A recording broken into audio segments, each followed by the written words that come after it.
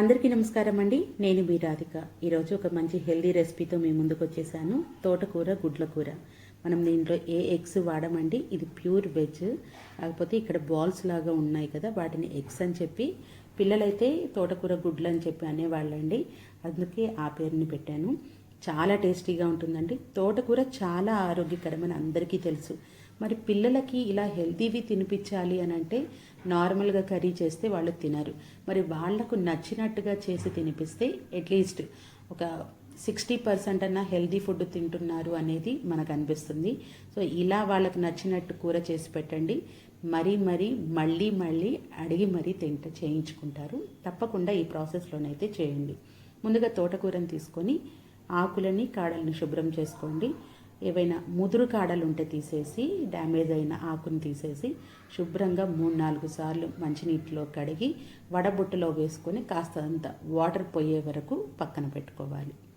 ఆకుకూరలని తప్పకుండా 2-3 సార్లు అయితే వాటర్తో కడగాలండి. దాని మీద ఏదైనా ఎగ్స్ ఉన్నా కానీ డస్ట్ ఉన్నా కానీ పూర్తిగా శుభ్రపరచుకోవాలి.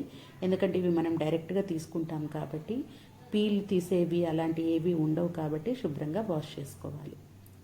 తర్వాత స్టవ్ మీద ప్యాన్ పెట్టుకొని 2 స్పూన్ల ఆయిల్ని వేసుకోండి. ఎక్కువ ఆయిల్ అవసరం లేదు. 2 స్పూన్లు, నేనైతే 2 గరిటెలు అనడం లేదు, స్పూన్లు మాత్రమే వేసుకోండి. తర్వాత శుభ్రపరచుకునేటువంటి ఆకుకూరను వేసేసుకొని ఫ్లేమ్ని మీడియంలో పెట్టుకొని ఒక 2 నిమిషాలంటే 2 నిమిషాలు మగ్గనివ్వండి. నేను వాడుతున్న గరిట సిలికాన్ మెటీరియల్ అండి. కొంచెం ఇది కుకింగ్కి వాడచ్చు. ఇంతకుముందు వీడియోలో నాకు దీని గురించి చాలామంది అడ్వైస్ చేశారు. సో నేను ఒకసారి మీకు క్లారిటీ ఇవ్వడం కోసం అని చెప్పి చెప్తున్నాను. ఇంకా తర్వాత వీడియోస్లోనైతే వాడదలుచుకోవడం లేదు. ఇలా కాస్త మగ్గిన తర్వాత స్టవ్ ఆఫ్ చేసేసి గోరువెచ్చగా అయ్యే వరకు చల్లార్చుకోండి. తర్వాత మిక్సీ జార్ తీసుకొని మగ్గించుకున్నటువంటి తోటకూరని మిక్సీ జార్లోకి వేసుకోవాలి. అలాగే దీంట్లో ఒక చిన్న అల్లం ముక్క, 5-6 వెల్లుల్లి రెబ్బల్ని వేసుకొని మెత్తటి పేస్ట్ లాగా చేసుకోవాలి. తర్వాత వీటిని ఒక గిన్నెలోకి తీసుకొని ఇప్పుడు దీంట్లో కొంచెంగా శనగపిండిని యాడ్ చేద్దాము. ఓవరాల్గా నాకు పట్టిందైతే 5-6 స్పూన్ల వరకు శనగపిండిని అయితే వాడాను. కొంచెం కారం, కొంచెం పసుపు, తగినంత ఉప్పు, 1/2 టీ స్పూన్ ధనియాల పౌడర్, 1/2 టీ స్పూన్ జీలకర్ర పొడి, ఇవి రెండింటిని వేసుకొని సన్నగా తరిగినటువంటి కొత్తిమీరని వేసుకోండి. టేస్ట్ చాలా బాగుంటుంది. ఇవి ఉట్టివి తినడానికి కూడా చాలా బాగుంటాయి. పిల్లలకు ఒకసారి ఉట్టివి టేస్ట్ చూపించండి. నచ్చితే అలాగే తినిపించి వేరే కర్రీ ఏదైనా, రసమైనా ఏదైనా సరే ప్రిపేర్ చేసుకోవచ్చు. ముందుగా అయితే నేను కొద్దిగా వాడాను శనగపిండిని. తర్వాత కొద్దిగా మొత్తం ఓవరాల్గా తీసుకుంది అయితే 6 స్పూన్లు. ఆ 6 స్పూన్లని వేసుకున్నాను.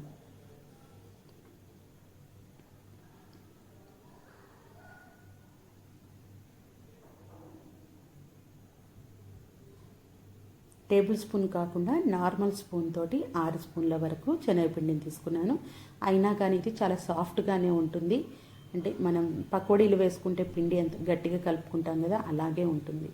కొంచెం క్రిస్పీనెస్ కోసం 3 స్పూన్ల బియ్యపిండిని తీసుకుంటున్నాను. బియ్యపిండి కూడా తోటకూరలో బాగా కలిసేటట్టుగా కలుపుకోవాలి.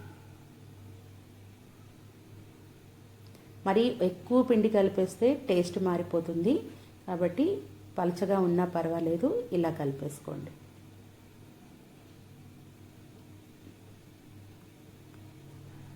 మొత్తం ఇలా కలుపుకున్న తర్వాత ఇప్పుడు స్టవ్ మీద ప్యాన్ పెట్టేసుకొని 5 టేబుల్ స్పూన్ల ఆయిల్ని వేసుకోండి. ఎక్కువ ఆయిల్ అవసరం లేదు. మరి డీప్ ఫ్రై ఏం చేయడం లేదు, షాలో ఫ్రై చేస్తాము.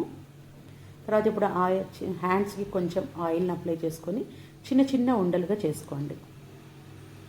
తయారు చేసుకునేటువంటి బాల్స్ అన్నిటిని కూడా మనం ప్యాన్లో ఆయిల్ వేసాం కదా, ఫ్లేమ్ని సిమ్లోనే పెట్టండి. ఓవర్ హీట్ అవ్వద్దు, మీడియం హీట్ కూడా అవ్వద్దు. ముందుగా అయితే లోలో పెట్టుకొని ఆ లో ఫ్లేమ్లోనే మనం తయారు చేసుకున్నటువంటి తోటకూర బాల్స్ అన్నిటిని కూడా ప్యాన్లోకి వేసేసుకోవాలి.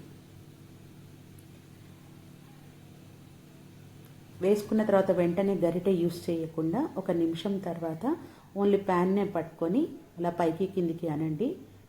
కొంచెం ఫ్రై అయినవి కదులుతూ ఉంటాయి. అన్ని బాల్స్ అలా కదిలేంత వరకు గరిటె అయితే పెట్టద్దు.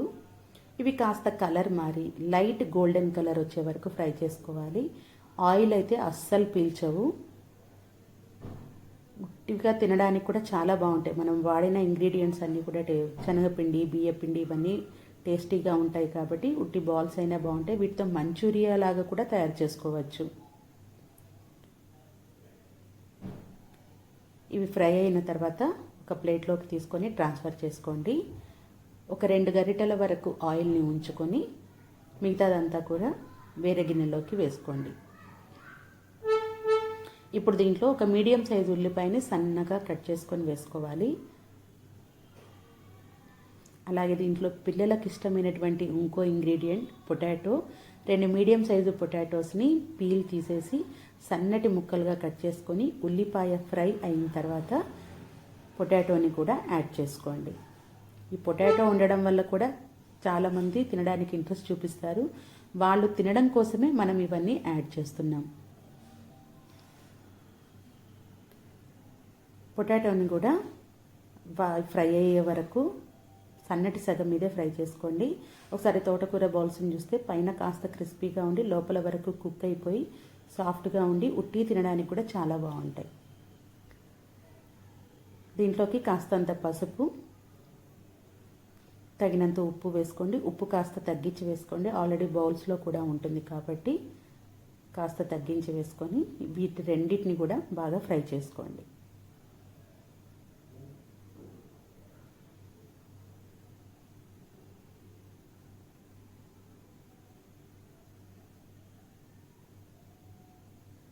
ఇవి రెండు బాగా ఫ్రై అయిన తర్వాత ఇప్పుడు తోటకూర బౌల్స్ని యాడ్ చేసుకోండి.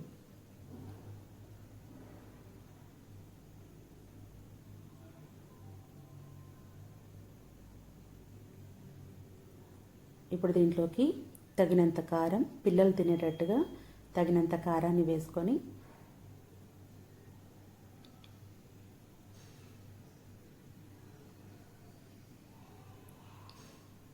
ఒక 1/2 స్పూన్ జీలకర్ర పొడి, 1/2 స్పూన్ ధనియాల పౌడర్, 1/2 స్పూన్ గరం మసాలా వేసుకొని ఒకసారి బాగా కలిపేసుకోండి. ఇవన్నీ వేసుకున్న తర్వాత ఎక్కువ టైం ఏం పట్టదు. 1 నిమిషం వరకు అలా కలిపి ఇవన్నిటిలోకి మనం వేసుకున్న మసాలాలన్నీ బాగా పట్టేటట్టుగా కలుపుకొని ఫైనల్గా కొత్తిమీరని వేసుకొని దించేసాము అని అంటే ఎంతో టేస్టీగా ఉండే తోటకూర గుడ్ల కూర రెడీ అయిపోతుంది. చాలా టేస్టీగా ఉంటుంది. లంచ్ బాక్సుల్లో కూడా సూపర్గా ఉంటుంది. పిల్లలైతే ఇది ఒకసారి తిన్నారు అంటే మళ్ళీ మళ్ళీ అడిగి మరీ చేపించుకుంటారండి. తప్పకుండా ఇలా ట్రై చేయండి. Thank you for watching.